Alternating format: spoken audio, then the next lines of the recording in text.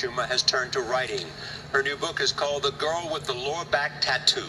I've been working on this book for years. This wasn't now's the time and I can make some money. Let me throw it together.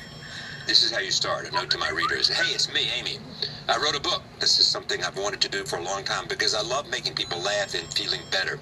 Everything in this book really happened. It's all true and nothing but the truth, so help me God. But it isn't the whole truth. Believe it or not, I don't tell you guys everything.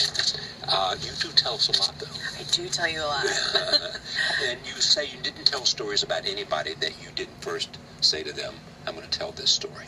Right. Nobody whose actual name is in the book. I checked with everybody, and they read what was going to be written about them, and they approved of it.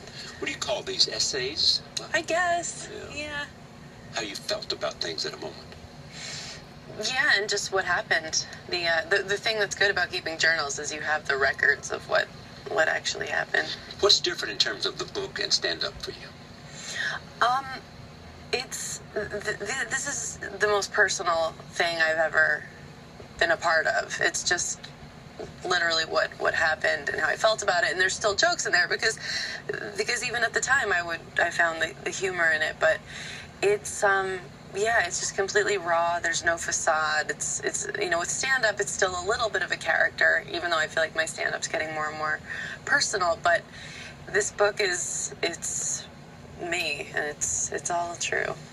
Has this turned out like you anticipated? Writing a book? No, the whole life. Yes.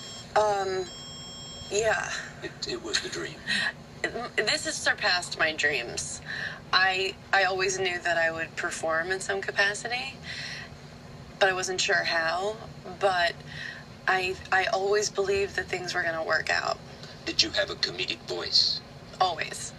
Yeah. And you knew that early on? Yeah, even as young as I can remember, I was making people laugh.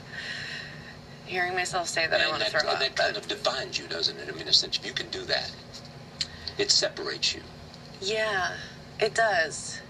You either have it or you don't, and it's a little bit of a superpower as a kid because you can get yourself out of some trouble or into a lot of trouble, but it does separate you. And I always think of this thing that Chris Rock said in actually a PBS documentary, Make 'Em Laugh. Right.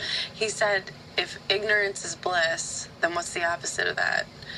So comedians, I feel like we observe so much that it kind of is like a living hell. So it feels like this thing that you're kind of blessed with, but it's also a curse.